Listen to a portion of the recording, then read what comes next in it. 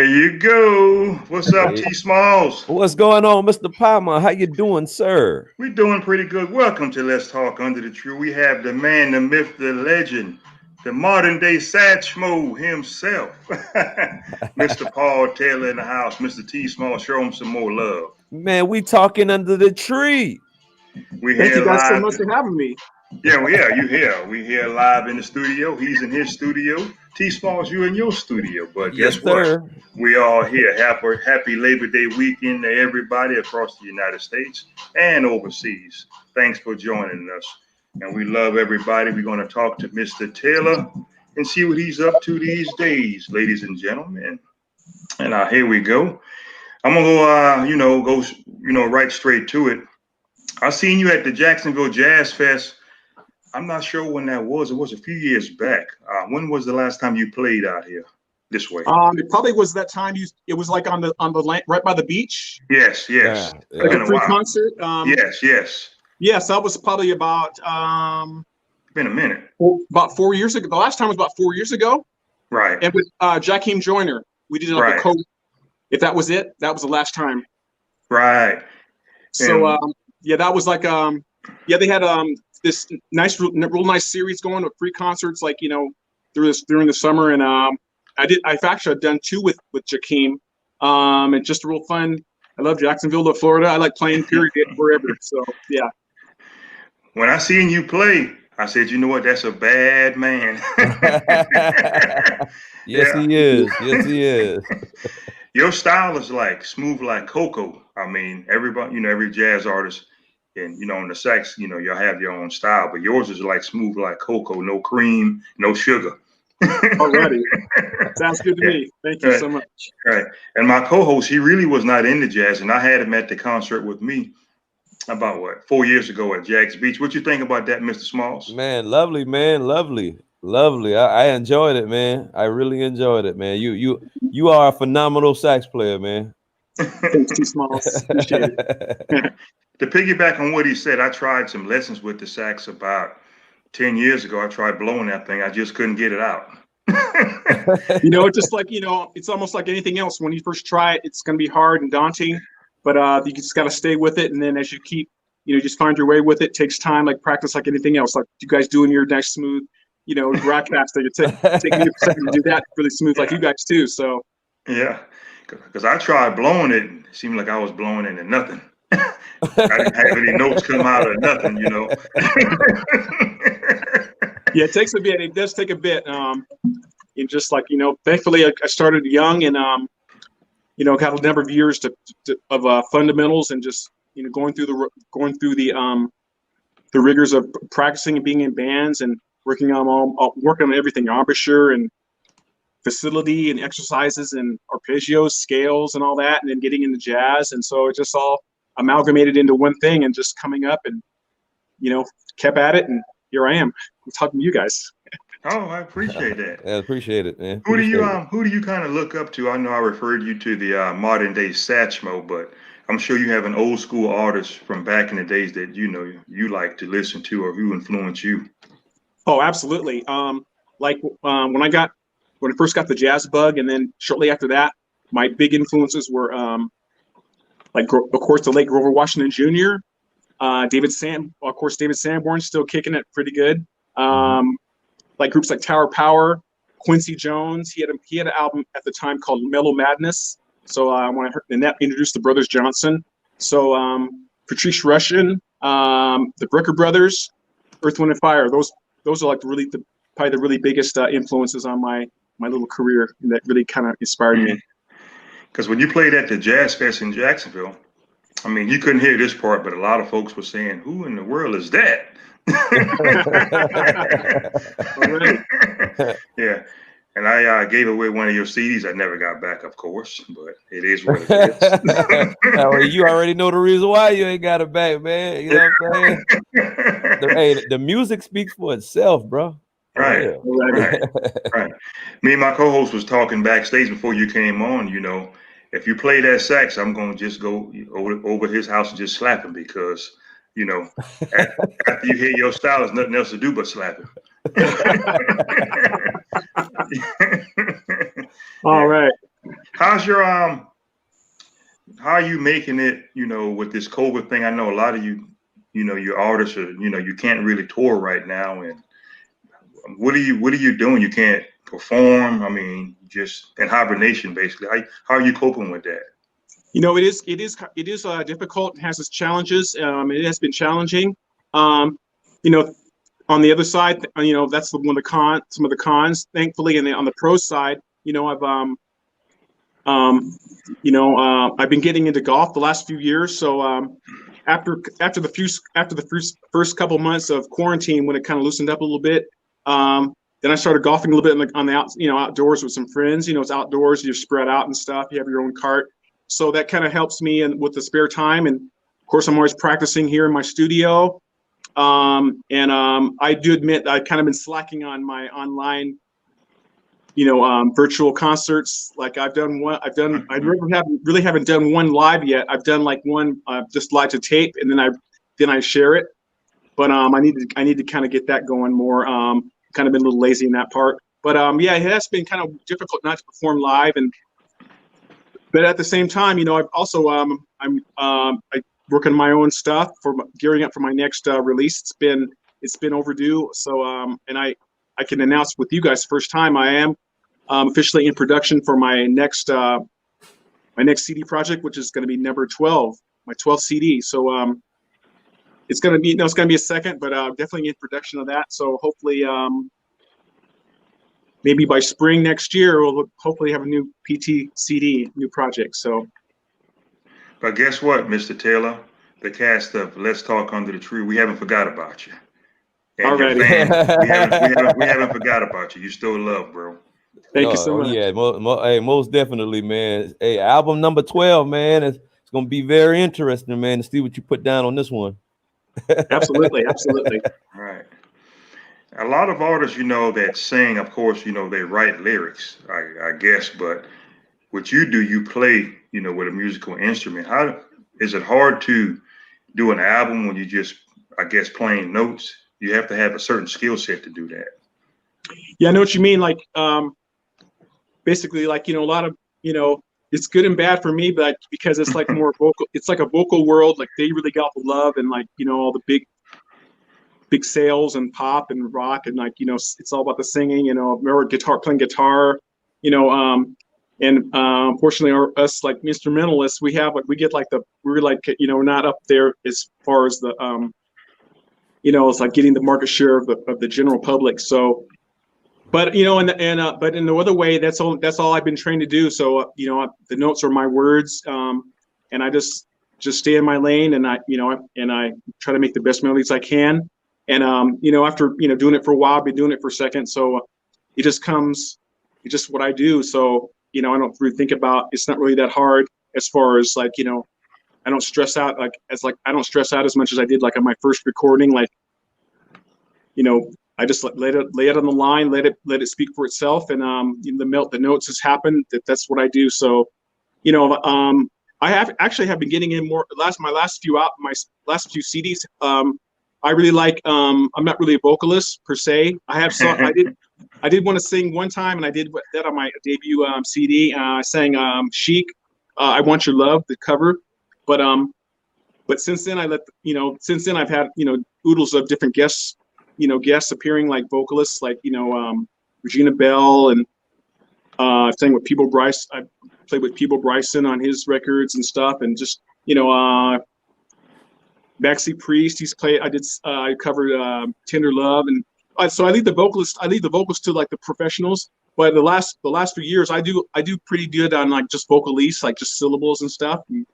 And so I have been doing that on my last couple releases. So you just kind of double. You can do it in a myriad of ways. I can just double like what I'm playing, or make a certain section of its own. And I have also done the vocoder that kind of sound like it's like kind of synthetic with your voice.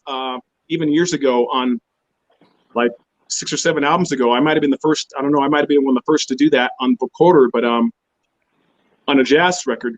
But yeah, I just stay in my lane, and the notes. You don't have to worry about the note. You just make the best melodies you can and let it ride. And people, it's kind of good too, because music is like a universal language. And so I'm not really saying words, but it's all about those intervals and the melody and your tone, and that speaks to people. So, All right. and just let it roll. All right. God rest his soul. Mr. James Brown had a horn section. I'm going to ask you a trivia question. Now, James Brown was kind of rough on the horn section back in the days. So imagine you playing with him in his band. If James, was to tell you long horn, short horn, would you know what he talking about? That was his language. Long horn, short horn. Wow. You kind of got me there. I'm not really sure what that means.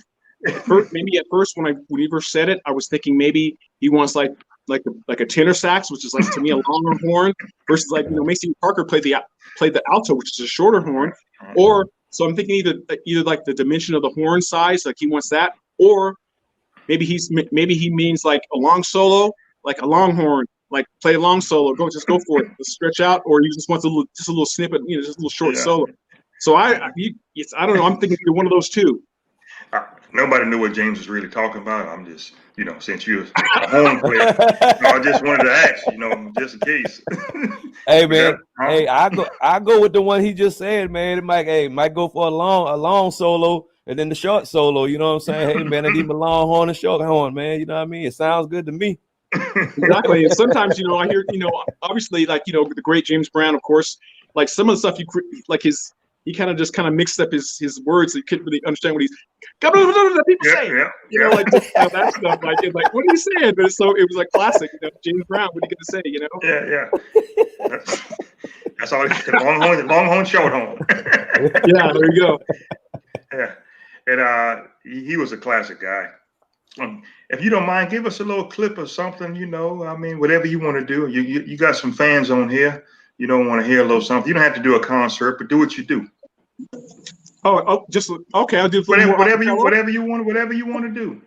Okay, let's see here.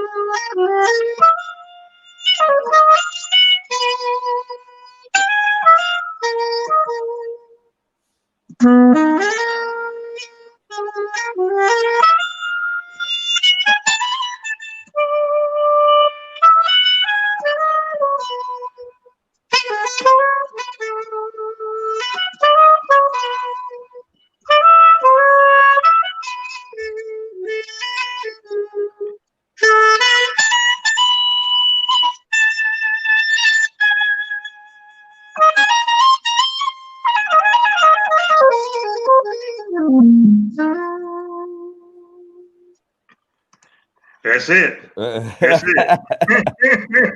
Hey man, I'm telling you, man, he just gave that saxophone some lips, man. I'm trying to tell you, what talking to me. Was that the long horn or short horn, Smalls? Hey man, I get that. Hey, that's the long horn right there. Yeah, that's the long horn, them, bro. It's the long horn, huh? All day. One of your fans want to ask you a question. What do you think about, Kenny G? Have you ever played with him? Do you think you have a similar style, or you have your own style? I'm a big fan of Kenny G from way back. And he is, although he's not one of my first early influences, because that was like 30 years prior to that. But when I was in college, when he first came out, he was a very big influence. And I especially when he came out with this more even like when he first came out, he was more funkier. And then when years later, when he came out with Songbird, the ballad kind of Kenny G, and that influenced me as well, especially on soprano sax. But when earlier in the funky period, I was captivated by his sound and like, man, he's doing it, man. I want to be like that as well. And as well as guys like Najee and stuff like that. But like Kenny G's a very big influence. I'm totally a fan. I did get to meet him at the NAMM show. It's a big convention for musicians and big music convention every year. And a number of years ago, I did meet him and took a picture with him. And yeah, I did Kenny G, and I like any period that he's the funky period, the mellow Kenny G, sometimes he gets panned for doing stuff, but he found his niche and he wrote it through. So more power to you, brother. That's right. Right. When you go on tour, it's a very demanding schedule. Sometimes I heard you guys are away from home 300 days out the year. Is that really true as a sax artist? Well, I think it can be true. It all depends on the person and the artist, of course, and how busy they are. If you're like just not just killing it out there and with hit albums and hit songs, and yeah, you line your ducks in a row. You're going to be touring. Tours, you get all these tours and get all your stuff situated, get your management, get your team together, and when everything just flows together, and you can do 300 dates a year. I wish I had 300 dates a year. I don't do quite that many, but I'm glad for what I do get, and I do all right. And but yes, you can do quite a lot. You can do quite a lot of spend quite a lot of time away from home, and it's a blessing and a curse, but it's a blessing because that's you chose to do that, and so this is you want to take your music to the people. That's one of the best ways of doing it. Is go on the road and play and stuff, and then of course then you're away from home. So, but that's kind of comes with it. There's pros and cons, everything. But doing the music just doing your music cures a lot of ills. Right. For sure do. At that the jazz concert in Jacksonville on the beach, this old lady was a big fan of yours, so you was getting ready to come up, and she made sure she told her grandkids, just shut up and go get the drink, because she wanted to get her drink. She wasn't going to get it. It's like, just get my drink. I'm gonna be right here. I don't want to miss a note. Yeah. She kind of scared me. I almost got her a drink. Oh my God. Yeah. But you have a real big following, and I mean, you'd be amazed, that a lot of folks love Mr. Paul Taylor, and when you came on stage, the effect you had on people was amazing, because when you first walked out there, I heard a lot of people say, there you go, right there you go. All right. Right. Yeah. That's thanks for telling me that. I really appreciate that. And that's kind of how you want to be, that's what you want to hear, like, as an artist, like when you come out, you never know how it's going to happen, how it's going to go. But like, hopefully, right. When you've been out a little bit and people have heard you, like you want to be like, kind of welcomed and stuff like that. And it just really warms your heart, Yeah, it does. What school did you go to? Everybody seemed like they go to Berkeley and in Boston. Oh, you know what, Leander, I did try to go there myself, and because I heard the reputation they had, like when I was in high school, like, man, Berkeley music in Boston, that's like the place to go, yada yada yada. Look, all the people that came out of there, like Chick Corea, Jeff Lorber, all these different people. So I put my application into there, and unfortunately I was not accepted. So, but you know what? That's okay, because I got a full scholarship to UNLV, which is University of Nevada, Las Vegas, where I currently reside right now in Las Vegas. Okay. And I got that's all right, y'all. I got a full scholarship here, and I got my degree, very great music degree, and just a world full of experiences, playing in the jazz ensembles, the marching bands, the wind ensembles, and also it's a weird thing. I got the scholarship based on the strength of my classical piece. I also worked on some classical saxophone pieces in high school, and I played and I really had this one song really down really good. It's by a French composer named Jacques Ibert. It's called the Concertina de Camera. And so I played these two movements, first and second. So anyway, I played that, and anyway, in high school, I won a big concerto contest in high school, and I got to play that song with the Dimmer Symphony Orchestra. So, wow. So that was like in high school. So that was a really big, moment for me then. So anyway, I piggybacked that and used that as my audition tape for all these different schools. And again, fortunately, Berkeley, I applied to Berkeley. I applied to Eastman School of Music. I don't know, maybe Juilliard, maybe like 4 or 5. And then and UNLV was one of them. And so, it just didn't work out with the other ones, but I was, of course, accepted, by UNLV. So that was the best deal I could do, and took the burden off my parents financially. Right. Scholarship. Right. It really helps a lot. So I was glad to go there, and that's just history. Yeah, it's an old saying: when one door closes, another one opens. Another one opens. And that's a legendary school you went to too, man. That's very legendary, man, especially in basketball, man. That's right. Oh my God, Yes. yeah, for sure. Like 81, NCAA champs. Right. Yo. That's right. How's that golf swing of yours? You said you were doing a little golfing. Oh, you know what? Well, I'm just average. And I shoot in the low. I broke 100 me twice. I've struck 91. Wow. That was my best score, and that was like earlier this year. And so, but usually I shoot in the low hundreds. And if I have a kind of a bad, if I'm not doing that good, I'll go in the one teens. So, but I'm just average, and but then I've been told I have a decent swing. I do have my swing looks, it looks all right, but I'm always it needs work like anybody else. You're always working on your swing and stuff. To maximize the power and get the distance, get more distance. But I'm just average hack out there. But I have fun. But you know what? I don't take myself too seriously. I just try to have fun. But I do get some good shots in there, and I'm learning just all the nuances of the game still. I'm like about 3.5 years in, almost 4 years in, and so there's a whole lot of etiquette and there's a lot of dynamics from it and stuff. But what else? But I try to go from, like, as I said, I don't take myself too seriously. I try from I do have some good shots. I have several good shots in the round, but like sometimes my friends say, man, you gotta you can play smarter. Like when you're off the green, you don't have to like try the chip shots. Just do your 9-iron and just like bump and run it. But I like to do the hero shots, and sometimes they fail, but I don't care. I want the nice. I'll go for it if it fails. I like at least you tried, huh? It gets right in there. So yeah, go for it. Yeah, I want to refer something about a statement that I'm going to come back to you with. Your instrument. We interviewed Victor Wooten a couple weeks ago, and he said when he is all in love though with when you're on the stage, playing. Victor Wooten said when he's on the stage with Stanley Clark, he knows Stanley's gonna bring it. He's gonna bring it hard. Sure. But it's all in love, he said. Now, you're a sax player, so when you're on the stage with a couple, sax, musicians, who have you played with? It's all in love. It's no competition, but you already know they're gonna bring it.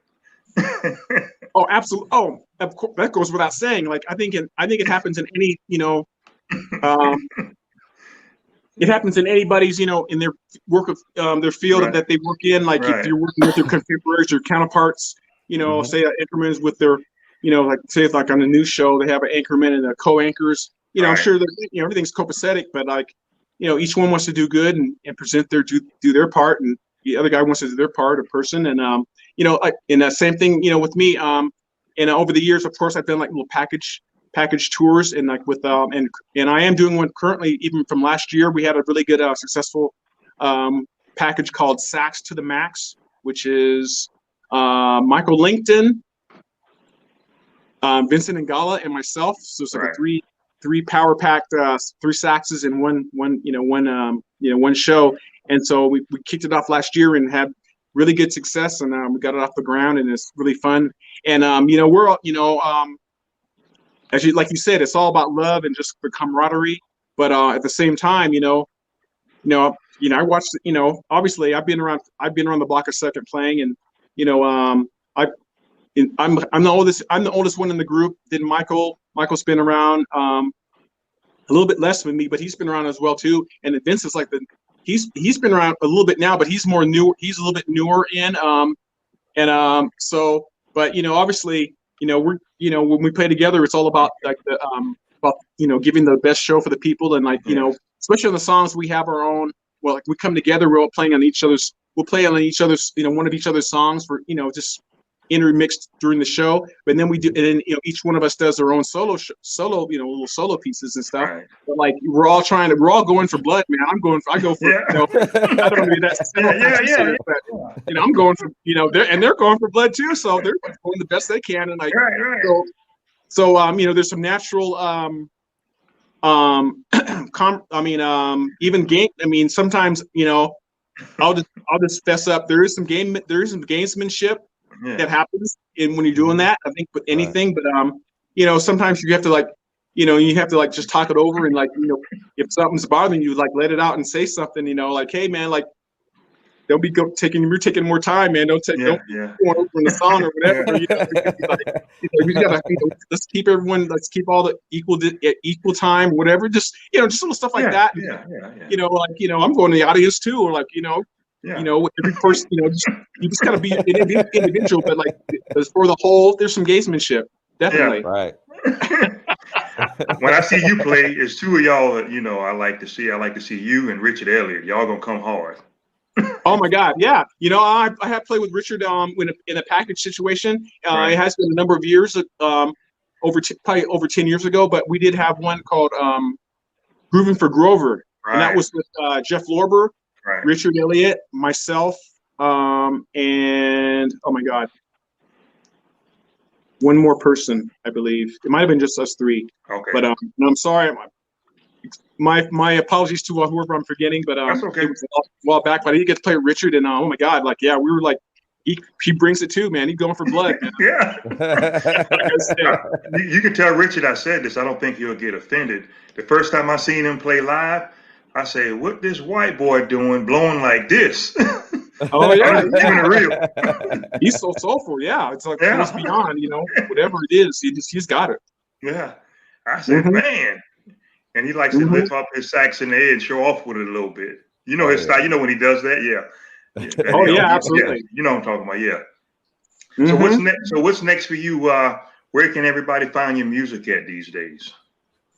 Well, I do have some on my website. There's a store, the online store on my website. I do need to get more product into it, but there is a little bit of product and merchandising.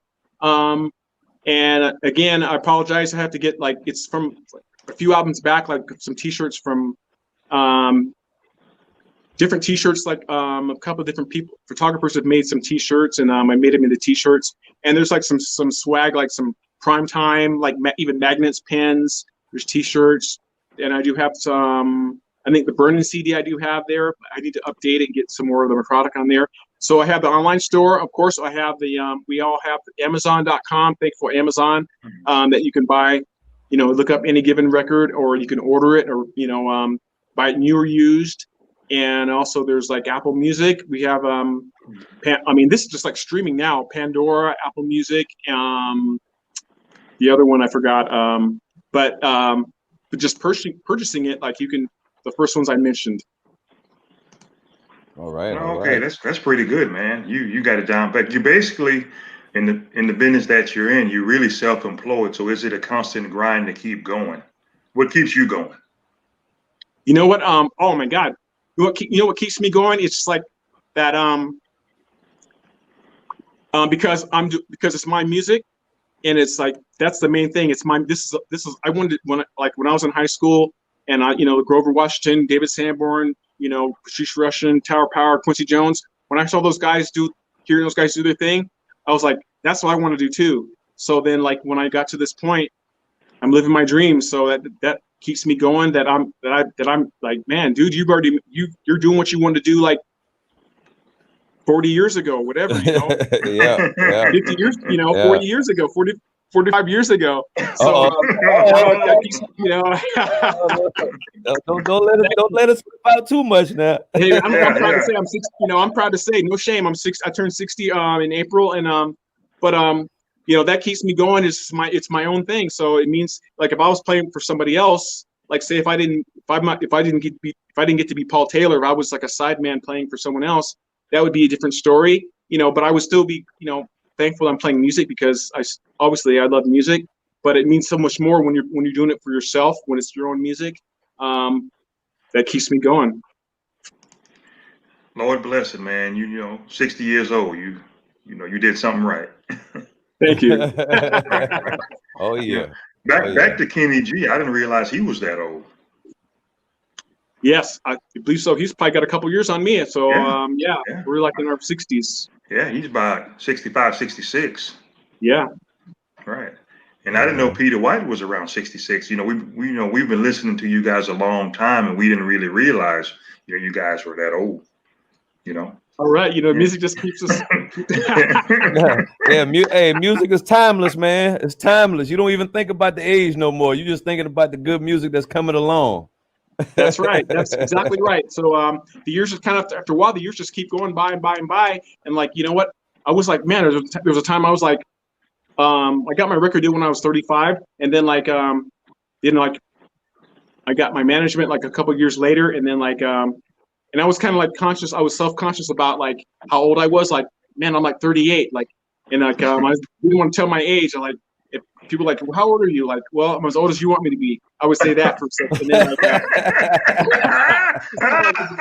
it's kind of nebulous answer. So, yeah, man, that's a good one. While, like, I didn't want to, because like, I didn't want to be like, but then since then, 38, 39, then I was like 45.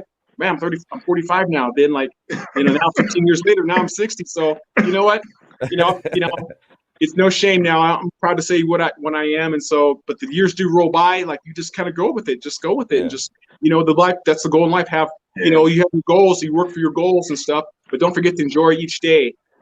Right. And so that's what you got to do. You got to enjoy the journey. One of your fans say, in closing, we're getting ready to wrap it up. Could you play a little clip of something else one more time, if you don't mind? All right. You got it.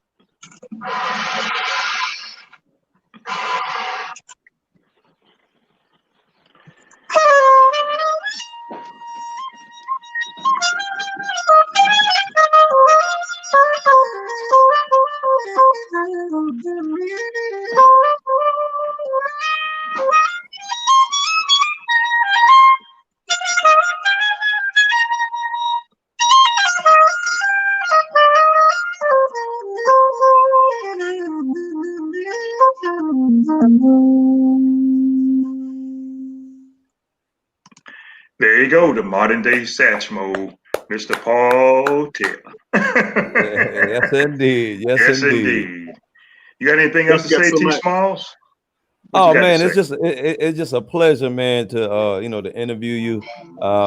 You're a very humble guy, from what I can see. Your music speaks for itself, man. Look, man, it doesn't matter how old you get, man. It doesn't matter, man. Music is timeless. I can't stress that enough, man. You know what I mean? It's a pleasure to meet you. My pleasure too. I like what you said. That was I agree totally, 100%. Thank you guys for having me. I had a ball, and keep on doing it, guys. One of your fans said, "Thank you. All they need now is a glass of wine." Mr. Awesome. Smalls, say a little prayer for Mr. Taylor so he'll stay blessed and stay encouraged.